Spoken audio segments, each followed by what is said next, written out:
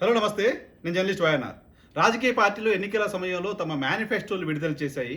మేనిఫెస్టోలపైన ప్రచారం చేసుకోవాలి, మేనిఫెస్టోల గురించి చెప్పుకోవాలి. ప్రభుత్వాలకు సంబంధించి ప్రతిపక్షాలైతే ప్రభుత్వం చేసిన తప్పులు చెప్పాలి, అధికారంలో ఉన్న పార్టీ అయితే తాము ఏం చేశామని చెప్పాలి. ఇది జనరల్గా ఎలక్షన్ ప్రొసీజర్. కానీ ఆంధ్రప్రదేశ్లో దానికి భిన్నంగా జరుగుతోంది.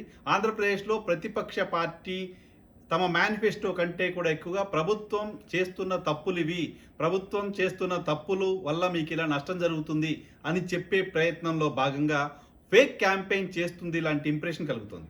ఎందుకు ఆ ఇంప్రెషన్ గురించి నేను డైరెక్ట్గా అలా అంటున్నానంటే, నాకు చాలా ఫోన్ కాల్స్ వచ్చాయి. ఐవీఆర్ఎస్ పేరుతో తెలుగుదేశం పార్టీకి సంబంధించిన ఫోన్ కాల్స్ నాకు చాలా వస్తున్నాయి.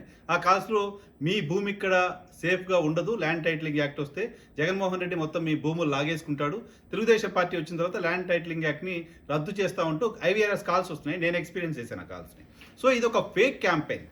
ల్యాండ్ టైటిలింగ్ యాక్ట్కి సంబంధించి ఏం జరుగుతోంది, ల్యాండ్ టైటిలింగ్ యాక్ట్కి సంబంధించి ఎప్పటి నుంచి ఇది అమల్లో ఉంది, ఆంధ్రప్రదేశ్ సర్కార్ ఏం చేస్తోంది, దీనికి మూలం ఎవరు, ఈ ల్యాండ్ టైటిలింగ్ యాక్ట్కి సంబంధించి అమలు కోసం కేంద్ర ప్రభుత్వం నిధులు ఎందుకు ఇచ్చింది, కేంద్ర ప్రభుత్వం అప్రిషియేట్ ఎందుకు చేస్తుంది ఆంధ్రప్రదేశ్ ప్రభుత్వాన్ని, దీనికి సంబంధించి ఇప్పుడు ఫోర్స్లో ఉందా లేదా, ఇవన్నీ తెలుసు అందరికీ. రాజకీయ పార్టీలకు తెలుసు, 14 ఏళ్ళు ముఖ్యమంత్రిగా చేసిన చంద్రబాబు నాయుడు గారికి తెలుసు. ఇవన్నీ తెలిసి కూడా ఐవీఆర్ఎస్ కాల్స్ పేరుతో చేస్తున్న ప్రచారం చాలా పెద్ద ఎత్తున రాష్ట్రంలో ప్రజల్ని గందరగోళానికి గురి చేస్తుంది. రాజకీయ పార్టీలు రాజకీయ ప్రయోజనాల విషయం పక్కన పెడితే ప్రజల్ని గందరగోళానికి గురి చేస్తుంది. మా భూమి ఉంటుందా పోతుందనే ఒక అయోమయ పరిస్థితికి ప్రజల్ని గురి చేశారు. కారణం ఏంటి, రీజన్ ఏంటి, అవసరం ఏంటి అంటే రాజకీయ ప్రయోజనాలు. తెలుగుదేశం పార్టీ వైసీపీ ఇగో ఇలా మీ భూములు గుంజుకుంటుంది అంటూ ప్రచారం చేయడం ద్వారా రాజకీయ లబ్ధి పొందాలనుకుంటోంది.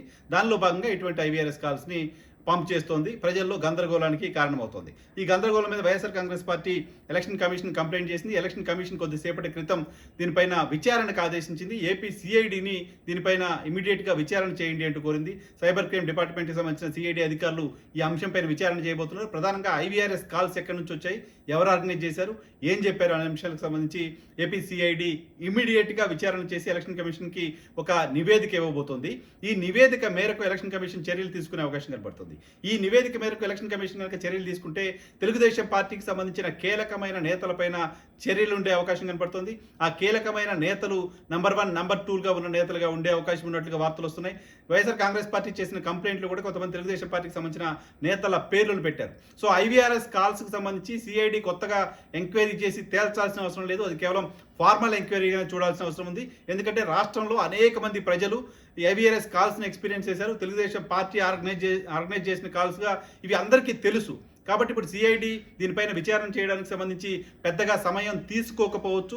సమయం తీసుకోకుండానే దీనికి సంబంధించి ఎక్కడి నుంచి వచ్చాయి, ఎవరు ఆర్గనైజ్ చేశారు, దీనికి సంబంధించిన ఆడియో ఎవరిది, ఎంతమందికి పంప్ చేశారు, ఏ నెంబర్కి పంప్ చేశారు, ఏ నెంబర్ నుంచి పంపించారు అనేది కూడా సైబర్ క్రైమ్ డిపార్ట్మెంట్ తెలుసుకోవడం పెద్ద విషయం కాదు. సో అదే జరిగితే తెలుగుదేశం పార్టీకి సంబంధించిన కీలక నేతలపైన ఎన్నికల ముందు కఠిన చర్యలు తీసుకోవడానికి సంబంధించిన అవకాశం ఉంటుంది. సో ఎన్నికల్లో పోటీ చేయకుండా చర్యలు తీసుకోవడానికి సంబంధించిన అవకాశం ఉంటుందా, వాళ్ళ ఎన్నికల క్యాంపెయిన్ చేయకుండా ఆదేశిస్తుందా, సో మొత్తం పార్టీ పైన చర్య తీసుకుంటుందా, లేదా కేవలం వ్యక్తులు ఎవరైతే చేశారో వాళ్ళపైన చర్యలు తీసుకుంటుందా అనేది కూడా ఆసక్తి కలిగిస్తుంది. సో ఎన్నికల కమిషన్ ఈ అంశంపైన రెస్పాండ్ అయిన నేపథ్యంలో తెలుగుదేశం పార్టీలో ఆందోళన కనపడుతోంది.